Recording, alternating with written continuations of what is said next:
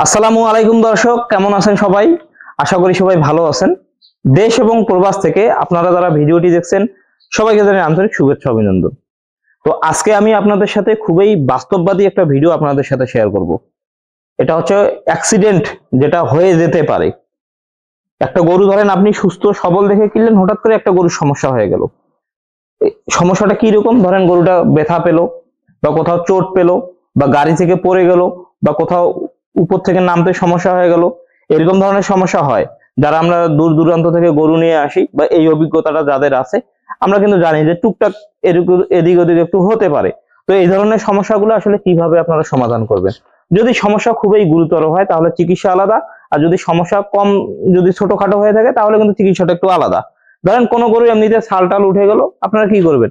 তো এখানে একটু মলম টলম লাগাই দিলেন, ব্যথা ট্যাথা সেরে গেল। এগুলো চিকিৎসা আপনিও জানেন, আমিও জানি। ধরেন একটা গরুর মেজর সমস্যা হয়ে গেল, যেমন ধরুন এই যে দেখুন, এই গরুটার কিন্তু এই জায়গায় পায়ে ব্যথা। এখন এই ধরনের সমস্যাগুলো আসলে কিভাবে সমাধান করবেন? এটা নিয়ে কিন্তু আমরা অনেকেই হিমশিম খেয়ে যাই। আবার অনেকেই এমনটাও ঘটনা আছে আমার, বা এমন ঘটনারও আমি অভিজ্ঞতা আমার কাছে আছে, যে অনেকেই কি করছে, একটা গরু শখ করে কিনছে, কিন্তু ওই গরুটার একটু অ্যাক্সিডেন্ট ঘটার কারণে পরবর্তীতে আর উনি লালন পালন করতে পারেনি, কসাইয়ের কাছে দিয়ে দিয়েছে। তো আশা করি যেন এই ধরনের সমস্যা কারণ না হোক। তবে তারপরেও এই ধরনের সমস্যা যদি হয়ে যায় তাহলে চিকিৎসা আমাদেরকে তো জানতে হবে। তো ভিডিওটা অবশ্যই মনোযোগ সহকারে দেখুন। আসলে দর্শক, আমি কিন্তু একটু ব্যস্ততার কারণে আহ, দেখুন আমার বর্তমান আসলে গায়ে একবারে মাটি অবস্থায়, বা এখানে মেডিসিন লাগে আছে। এই মাত্র মাল্টিভিটামিন গুলো ওজন দিলাম, দেওয়ার সাথে সাথে এই জায়গায় আসলাম। যে আমি কিন্তু একবার চিকিৎসা দিয়েছি, আজকে সহ দ্বিতীয় দিনের চিকিৎসা। তো চিকিৎসাটা মনে হচ্ছিল যে আপনাদের সাথে শেয়ার করি, আপনাদের কাজে লাগবে। তো এই ধরনের সমস্যা যদি হয়ে থাকে তাহলে আপনারা কি করবেন? সেটা হচ্ছে যে আমরা কিন্তু গরুর চিকিৎসা কিন্তু দুই ভাবে করতে পারি। একটা হচ্ছে কি ইনজেকশনের মাধ্যমে, একটা হচ্ছে ট্যাবলেটের মাধ্যমে। ঠিক আছে? তো এই ধরনের গরু, যেহেতু এই গরুটা বড়, এই শিংটিং মানে একটু একটু বেশি মুখ টুক নাড়াচাড়া করতেছে, তো চাইলে ট্যাবলেট দ্বারাও আপনি চাইলে ট্যাবলেট দ্বারাও এটা সুস্থ করতে পারবেন। কিন্তু আমি কি করব, আজকে ইনজেকশন দিব। ইনজেকশনটা এই কারণেই দিব যে বড় বডি ওয়েটের একটা গরু ইনজেকশনটা দিলে দ্রুত ক্যাচ করতে পারবে। কারণ আপনারা যদি ইনজেকশন পুশ করেন গরুকে, তাহলে কি সাথে সাথে ব্লাডের সঙ্গে মিশে যাবে এবং কাজটা কিন্তু দ্রুত হবে। এবং দর্শক, এই গরুটা আমরা কিন্তু গ্রাম থেকে কিনছি, এটা আমি আপনাদেরকে বলছি গত ভিডিওতে। গ্রাম থেকে নিয়ে আসার সময় 5-6 কিলো হাঁটার পরে দেখুন এর কিন্তু এটাতে ব্যথা হয়ে গেছে, পাটা ফেলতে পারতেছে না ভালো মতো। এই জায়গাটা তোর ব্যথা, এই ব্যথার জন্যই মূলত এই চিকিৎসাটা।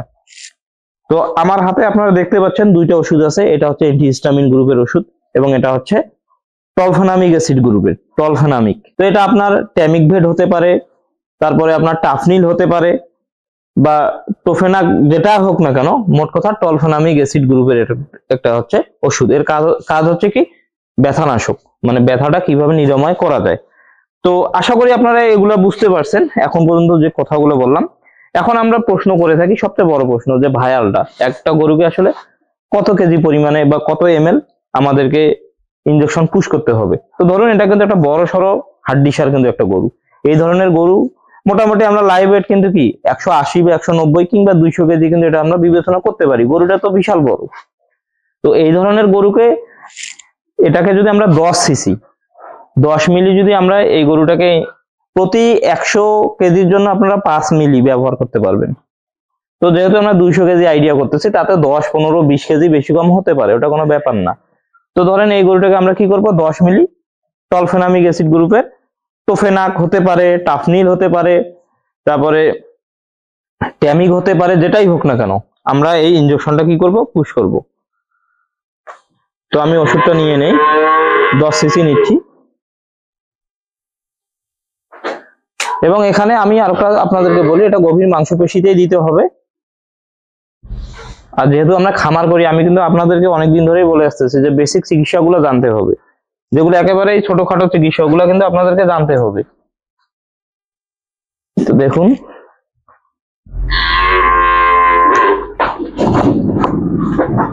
দাঁড়াও,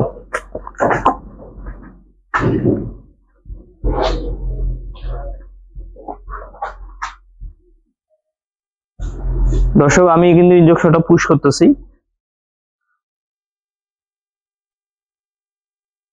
ইনজেকশনটা দিয়ে দিলাম।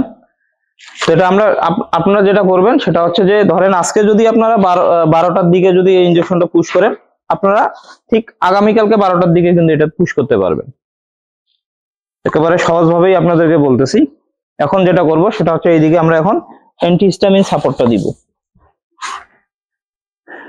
এবং দর্শক আমার কেন জানি মনে হচ্ছে এই গরুটা হয়তোবা ক্যালসিয়াম শর্ট করছিল, এটা পড়েছিল বেশ কিছুদিন, যার কারণে এই সাইডটাতে দেখুন চামড়াগুলো কিন্তু উঠে গেছে। তো সেটা বড় কথা না, বড় কথা হচ্ছে আমরা কি দুর্বল গরুকে মোটা তাজা করাই কিন্তু আমাদের কাজ। আমাদের কাজই হচ্ছে দুর্বল গরু খুঁজে খুঁজে বের করা। তো ওটা নিয়ে আমাদের কোনো টেনশন নেই। আমার কথা হচ্ছে গরুটাকে আমাদেরকে সুস্থ করতে হবে, চিকন থাক সমস্যা নেই। আমাদের কাজই হচ্ছে এরকম ধরনের চিকন গরু মনে হয় না যে কেউ কিনে। অনেকজনের এই ভিডিওতে আমি দেখছি যে তারা কিন্তু মোটামুটি মাংস লাগা গরুই কিনে মোটা তাজা করে। কিন্তু আমার বিষয়ে আপনারা একটা জিনিস খেয়াল করে দেখবেন, আমি কিন্তু অতিরিক্ত হাড্ডি গরুগুলো কিনি।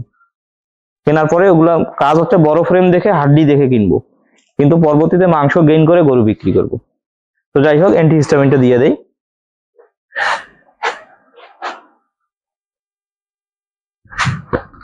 চামড়াটা অনেক শক্ত দর্শক।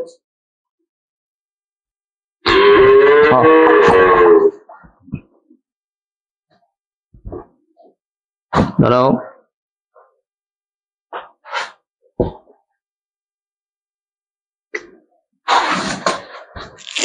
দিয়ে দিলাম। দেখুন ও কিন্তু সামনের পাটা ভালো মতো ফেলতেই পারতেছে না, এত পরিমাণ ওর ব্যথা। তো যাই হোক ইনশাল্লাহ মনে হচ্ছে সেরে যাবে। তো অবশ্যই আপনারা গরুটার জন্য দোয়া করবেন। এবং আমি আপনাদেরকে একেবারে সরাসরি দেখানোর চেষ্টা করলাম যে একটা গরু যদি এরকম ধরনের ব্যথা হয় তাহলে আসলে আপনারা কোন ধরনের চিকিৎসা নিবেন, কারণ দুর্ঘটনা ঘটতে সময় লাগে না। আর এই ধরনের ছোটখাটো এগুলো আমি মনে করি একবারে ছোটখাটো একটা বিষয়। এই ধরনের সমস্যাগুলো থেকে অবশ্যই আমাদেরকে কি করতে হবে, চিকিৎসাগুলোর পদ্ধতি জানতে হবে। তো আজকের ভিডিওটা এই পর্যন্তই। সবাই ভালো থাকেন, সুস্থ থাকেন। আল্লাহ হাফেজ, আসসালামু আলাইকুম।